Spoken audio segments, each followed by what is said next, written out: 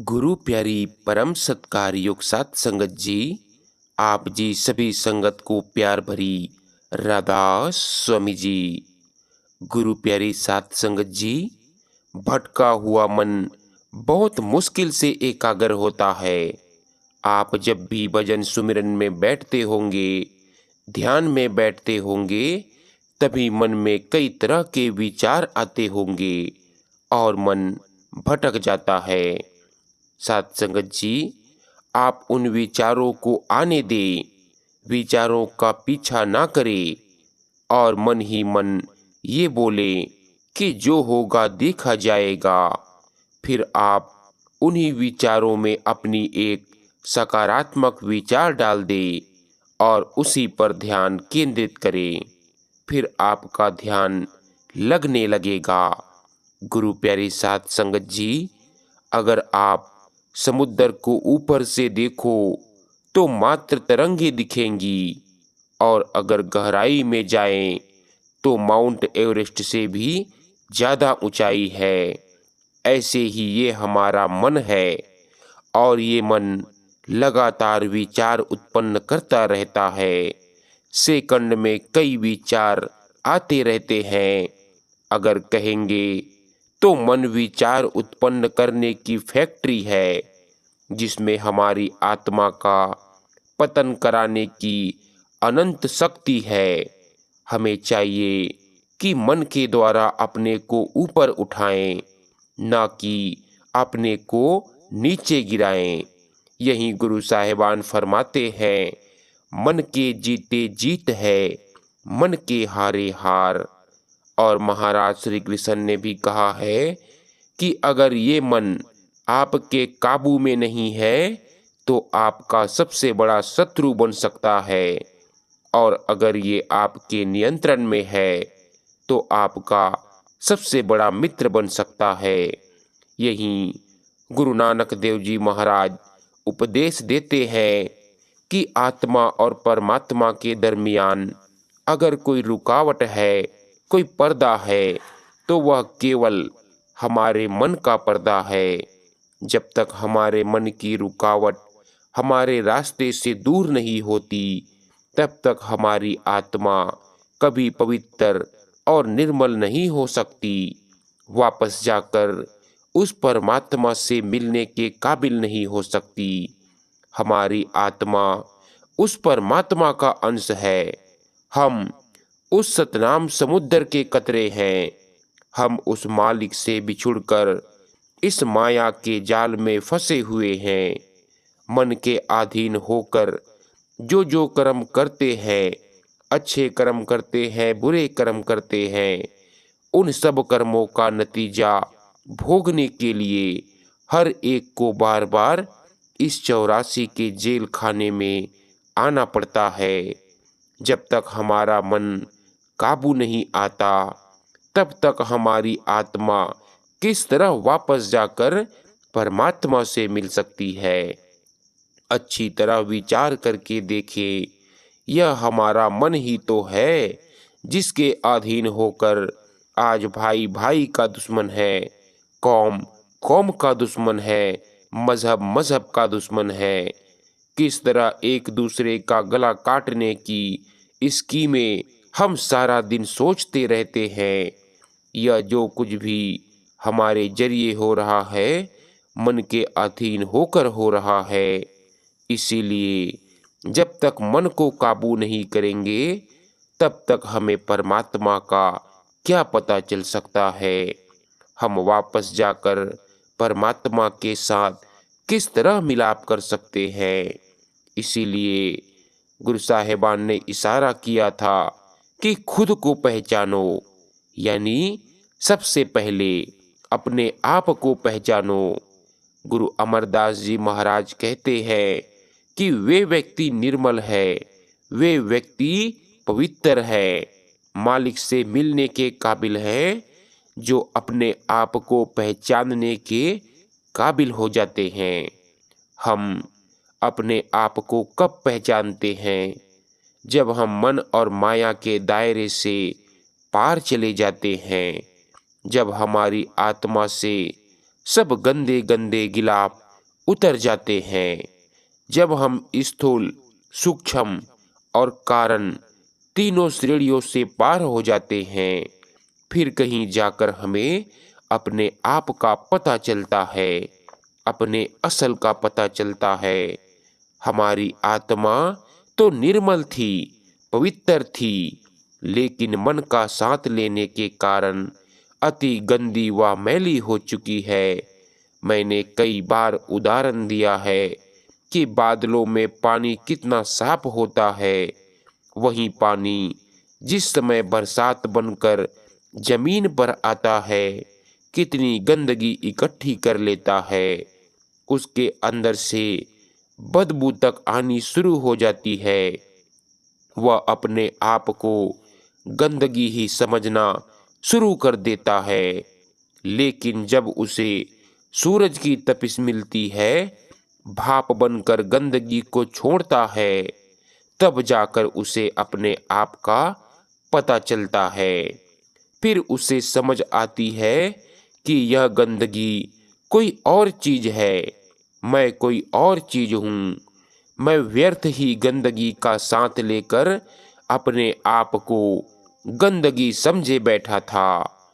जिस समय वह अपने आप को गंदगी से अलग समझता है, फिर वह अपने असल या मूल के बारे में सोचता है कि मेरा असल तो आकाश में बादल है। वह सीधा जाकर बादलों में समा जाता है। यही हम सभी की आत्मा की हालत है। यह उस परमात्मा का अंश है, लेकिन हम मालिक से बिछुड़कर मन के अधीन होकर अति गंदे और मैले हो चुके हैं। जब तक हमारी आत्मा और मन की गांठ नहीं खुलती, हम कभी अपने आप को पहचानने के काबिल नहीं बन सकते, और तब तक हम वापस जाकर परमात्मा को पहचानने के काबिल नहीं बनते। संत महात्मा हमें समझाते हैं कि परमात्मा को पहचानने के लिए पहले अपने आप को पहचानना जरूरी है। जब तक हमें अपने आप का पता नहीं चलता कि हम कौन हैं, कहाँ से आए हैं, किस ओर जा रहे हैं, तब तक हमें उस परमात्मा और परमेश्वर का क्या पता चल सकता है। दुनिया के सभी जीव अपनी अपनी अकल के अनुसार हजारों ही युक्तियाँ और तरीकों से अपने मन को वश में करने की कोशिश करते हैं। जप तप करते हैं, पूजा पाठ करते हैं, दान पुण्य करते हैं, घर बार छोड़कर जंगलों पहाड़ों में छिपकर बैठ जाते हैं, सत्संग में जाते हैं, मंदिरों मस्जिदों गुरुद्वारों में जाते हैं। ये सारी युक्तियाँ, सारे साधन हम केवल अपने मन को ही वश में करने के लिए करते हैं। हठ कर्मों में फंसकर हम जबरदस्ती अपने ख्याल को दुनिया से निकालने की कोशिश करते हैं। आगे जाकर हमारा ख्याल कहीं जुड़ता नहीं, वापस दुनिया में ही भटकना शुरू कर देता है। गुरु नानक साहेब फरमाते हैं, जबरदस्ती अपने मन को दुनिया से निकालना इसी तरह है जिस तरह हम एक सांप को पिटारे में बंद कर देते हैं। पिटारी में बंद कर देने से न तो कभी सांप का गुस्सा जाता है, न जहर जाता है, और न ही जोश जाता है। जब तक वह पिटारी के अंदर बंद रहता है, हम उसके जहर और डंक से जरूर बचे रहते हैं, लेकिन जैसे ही उसे पिटारी से बाहर निकालने का मौका मिलेगा, वह डंक मारना शुरू कर देगा। कभी अपनी आदत से बाज नहीं आ सकता। इसीलिए सांप को पिटारी में बंद करके हम निडर नहीं हो सकते। हमें अपनी जान का खतरा फिर भी लगा रहता है। उसी सांप को अगर हम पकड़कर उसकी जहर की थैली निकाल देते हैं, तो फिर हम चाहे उसे गले में डालकर घूमते फिरे, हम जंगलों पहाड़ों में जाकर मंदिरों मस्जिदों गुरुद्वारों में छिपकर ग्रंथ पोथियां वेद शास्त्र पढ़कर समझ लेते हैं कि हमारा मन वश में आ गया है, लेकिन जिस समय दुनिया का सामना करना पड़ता है, वे ही आशाएं हैं, वे ही तृष्णाएं हैं, और हमारा मन हमें उसी तरह उंगलियों पर नचाना शुरू कर देता है। हुजूर बड़े महाराज जी समझाया करते थे कि जबरदस्ती मन को वश में करना इसी तरह है जिस तरह हम किसी बदमाश को पुलिस के हवाले कर आते हैं। जब तक पुलिस उसे थाने में रखती है, हम उसकी शरारतों से बचे रहते हैं, लेकिन जिस समय पुलिस उसे छोड़ देती है, वह बस्ती में आकर पहले जैसे ही शरारतें फिर से शुरू कर देता है। अगर हम उसे पुलिस को सौंपने के बजाय समझा बुझाकर भला इंसान बना लें, तो हम उसकी शरारतों से हमेशा के लिए बच सकते हैं। इसीलिए महात्मा समझाते हैं कि अगर तुम मन को वश में करना चाहते हो, तो सबसे पहले मन की तबीयत, मन के स्वभाव के बारे में अच्छी तरह सोच विचार करना चाहिए। हम क्या देखते हैं कि हमारा मन लज्जत का आशिक है। हम एक चीज से प्यार करते हैं, अगर हमें उससे बढ़कर कोई अच्छी चीज नजर आती है, तो हम पहली को छोड़कर दूसरी के पीछे दौड़ना शुरू कर देते हैं। दुनिया का दुनिया का कोई भी मोह, कोई भी प्यार हमारे मन को लेकर हमेशा के लिए खड़ा नहीं हो सकता। वे शक्लें और पदार्थ जिन्हें अपना बनाने के लिए हम जान तक कुर्बान करने के लिए तैयार हो जाते थे, ऐसा समय भी आ जाता है जब हमारा मन उन शक्लों को देखना भी नहीं चाहता, उसे नफरत करना शुरू कर देता है। अच्छी तरह विचार कर देखें, बचपन में हमारा माता पिता से कितना प्यार था। माता तो 2 मिनट के लिए दूर हो जाती तो बच्चा चीखे मारना शुरू कर देता है, लेकिन जिस समय 2-3 भाई बहन हो जाते हैं, वही प्यार उन भाई बहनों के प्यार में बदलना शुरू हो जाता है। जब हम स्कूलों कॉलेजों में जाते हैं, तो वही प्यार हमारा दोस्तों मित्रों से हो जाता है। फिर हमारी शादी होती है, वही प्यार पत्नी से हो जाता है, बाल बच्चों से हो जाता है। बुजुर्ग होते हैं, कौमों, मजहबों, मुल्कों तक जाकर फैल जाता है। एक प्यार है, कितनी शक्लें बदलता है, कितने रूप बदलता है, लेकिन कोई भी प्यार हमारे मन को लेकर हमेशा के लिए खड़ा नहीं हो सकता। हमारा मन लज्जत का आशिक है। एक चीज को देख देख कर, खा खा कर हम तंग आ जाते हैं। इसीलिए जब तक हमारे मन को दुनिया के मोह से, दुनिया के प्यार से ऊंचा और उत्तम प्यार नहीं मिलेगा, यह दुनिया का मोह, दुनिया का प्यार छोड़ने को कभी तैयार नहीं होगा। वह किस चीज की लज्जत है, किस चीज का प्यार है, जिसको प्राप्त करके ही हमारा मन दुनिया के मोह या प्यार को छोड़ेगा। गुरु नानक साहेब अपना तजुर्बा बतलाते हैं, राम नाम मन बेधिया अवर की करी विचार, कि भाई यह जो तेरा मन विषय विकारों में फंसकर हिरन की तरह दिन रात भटकता फिरता है, जिस समय यह राम नाम के साथ जुड़ जाएगा, यह हमेशा के लिए बंध जाएगा, काबू आ जाएगा, यह वापस अपने ठिकाने पहुंच जाएगा। जिस समय हमारा ख्याल सच्चे शब्द, सच्चे नाम के साथ जुड़ जाएगा, हमारा मन हमेशा के लिए पवित्र हो जाएगा, और मन को पवित्र करके हम हमेशा के लिए देह के बंधन से मुक्त हो जाएंगे, जन्म मरण के दुखों से छूट जाएंगे। गुरु अमरदास जी फरमाते हैं कि जब तुम अपने मन को शब्द या नाम के साथ जोड़ दोगे, मन निर्मल और पवित्र हो जाएगा और तभी तुम्हें मुक्ति प्राप्त करने का दरवाजा मिल सकता है। इसीलिए जब तक मन निर्मल और पवित्र नहीं होता, तब तक मुक्ति प्राप्त करने का कोई सवाल ही पैदा नहीं होता। चौथी पातशाही गुरु रामदास जी महाराज कहते हैं कि जिस समय तुम्हारे मन को अमृत भरा नाम मिल जाएगा, तुम्हारे मन में तृप्ति और शांति आ जाएगी। अगर देह में बैठकर उस अमृत भरे हुए नाम को प्राप्त नहीं किया, तो हमारा इस देह में आना धिक्कार है। देह में आने का हमारा मकसद पूरा नहीं हो सकता। यही स्वामी जी महाराज कहते हैं, यह मन जब भी समझता है, उस शब्द या नाम को पकड़कर ही समझता है। जो दिन रात हमारे अंदर धुन कार्य दे रहा है, इस शब्द को ही आप धुन कहकर समझाते हैं।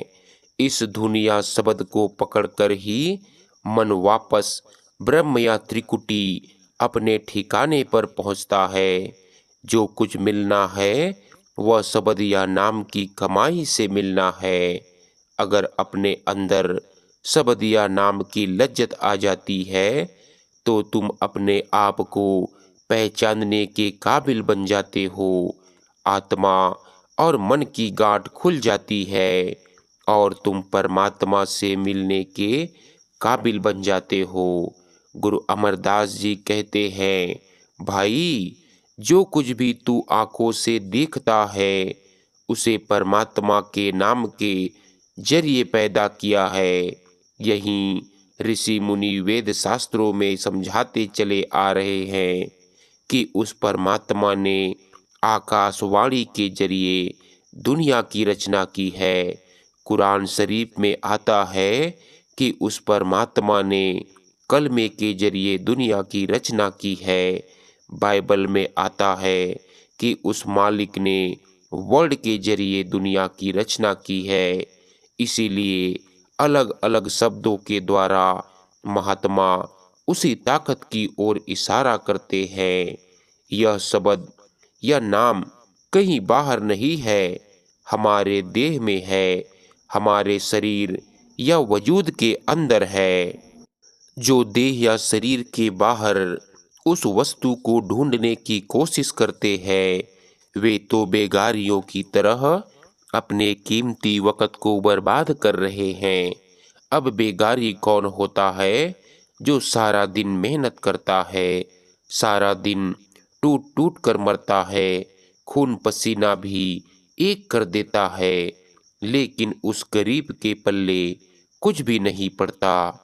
अगर दौलत हमारे घर के अंदर दबी हुई है और हम बाहर सड़कों पर ढूंढते फिरते हैं, तो हम उस वस्तु को, उस चीज को किस तरह प्राप्त कर सकते हैं? हमारा रूहानी सफर पैरों के तलवों से लेकर सिर की चोटी तक है। इस सफर की दो मंजिलें हैं, एक आंखों तक है, दूसरी आंखों से ऊपर है। देह के अंदर आत्मा और मन की जो बैठक है, वह हमारे हर एक के अंदर आंखों के पीछे है। इसको कोई तिल कहता है, तो कोई शिव नेत्र कहता है, कोई दिव्य चक्षु कहता है, कोई घरदर कहता है।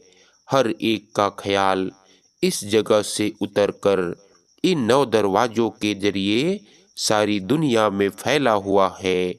गुरुमुखों के समझाने के अनुसार हमें इस फैले हुए ख्याल को, इस फैले हुए मन को वापस लाकर इस नुक्ते या केंद्र पर एकाग्र कर लेना है। जिस समय हम अपने ख्याल को आंखों के पीछे इकट्ठा करना शुरू करेंगे, गुरु अमरदास जी फरमाते हैं, 9 दर ठाके धावत रहाए, 10वें निज घर वासा पाए, ओथे ओथे अनहद शब्द वजय दिन राती, गुरमत शब्द सुनावनिया।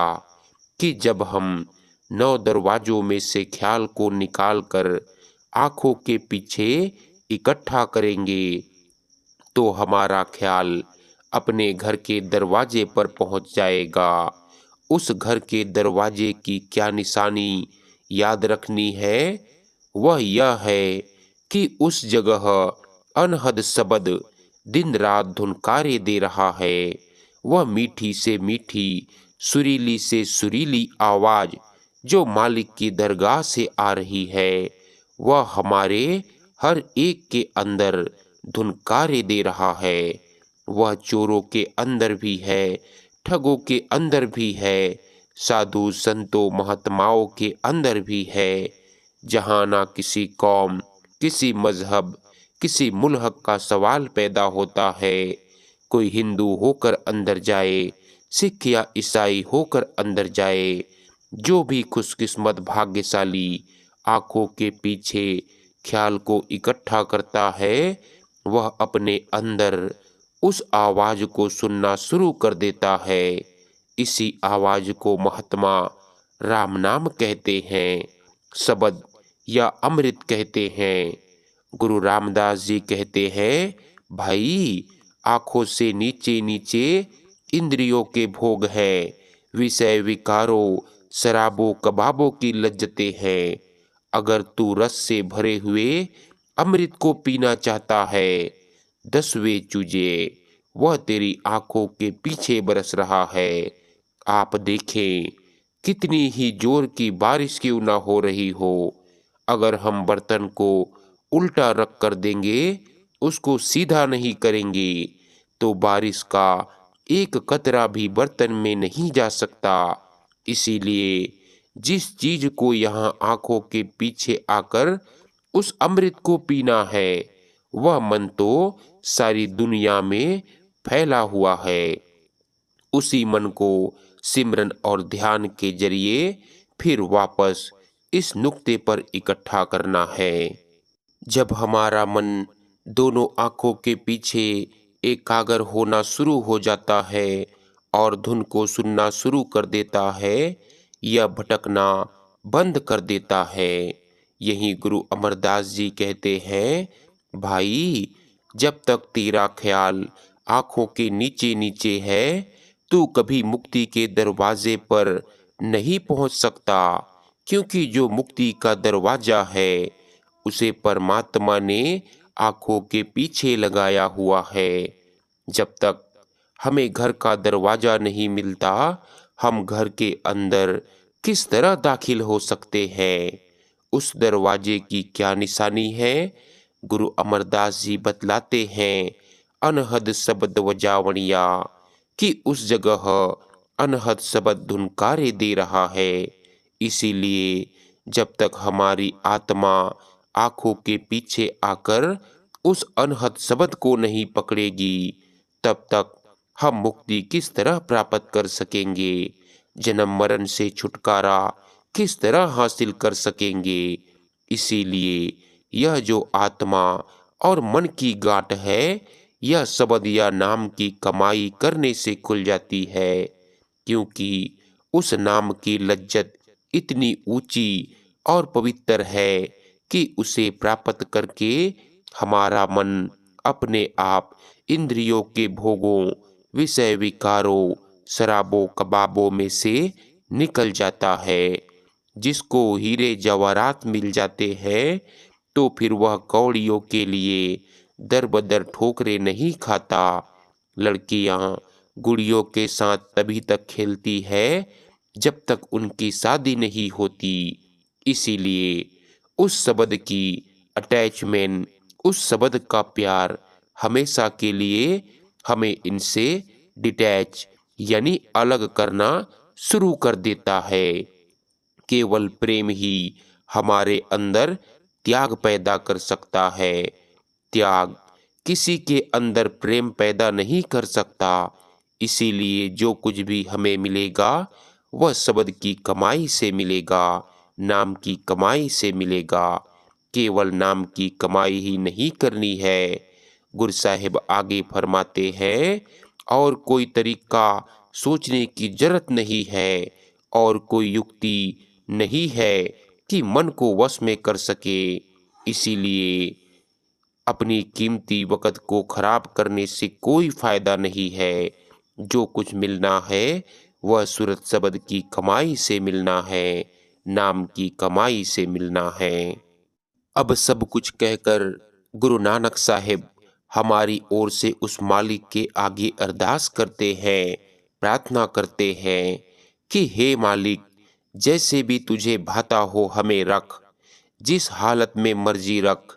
हमें तो केवल तेरे नाम का आधार है, हमें तो तेरे नाम का आसरा है। आपके समझाने का मतलब है कि शब्द या नाम की कमाई के लिए हमें चाहिए कि परमात्मा जिस हालत में भी रखे, उसी हालत में रहते हुए हम शब्द की कमाई करें, नाम की कमाई करें। भाव मालिक के भाड़े में रहना है, हुक्म में रहना है। भाड़े में रहने का मतलब अपने प्रारब्ध कर्मों का हिसाब खुशी खुशी देना है। हे परमात्मा, अगर तू मुझे दुनिया का राजपाट भी दे देगा तो भी मुझे तेरी ही महिमा गानी है, तेरी ही भक्ति करनी है। अगर मुझे दर दर की ठोकरें खानी पड़ भी जाए तो भी मुझे कौन सा दाता तेरे दरवाजे को छोड़ देना है। मुझे तो फिर भी वही ठोकरें खानी है। जिस तरह समुद्री जहाज के कौवे को उस जहाज के सिवाय बैठने का कोई ठिकाना नहीं मिलता, वह चाहे जितनी उड़ान भर ले, आखिर उसे फिर उसी जहाज पर आकर बैठना है। इसी तरह हमारी आत्मा को भी उस परमात्मा के अलावा और कौन सा ठिकाना हो सकता है। गुरु साहिब फरमाते हैं कि वह मालिक दुखी रखे सुखी रखे, जिस हालत में भी वह मालिक रखता है, उस हालत में रहते हुए शब्द की कमाई करनी है, नाम की कमाई करनी है, मालिक की भक्ति करनी है और मालिक से मिलने के लिए करनी है। बेटे बेटियों के सुख के लिए नहीं करनी, शराबों कबाबों की लज्जतों के लिए नहीं करनी, धन दौलत इकट्ठी करने के लिए नहीं करनी। हमें मालिक की भक्ति केवल मालिक से मिलने के लिए करनी है। जब तक हम मालिक से मालिक को नहीं मांगते, हम अपनी भक्ति में कभी कामयाब नहीं हो सकते। इसीलिए गुरु नानक साहिब उपदेश करते हैं कि मालिक की भक्ति केवल मालिक से मिलने के लिए करनी है और मालिक के भाड़े में रहकर करनी है, मालिक के हुक्म में रहकर करनी है। गुरु साहिब फरमाते हैं कि 84 लाख योनियां भुगतने के बाद परमात्मा की अति दया मेहर बख्शिश हो, तब कहीं जाकर हमें इंसान का जामा मिलता है।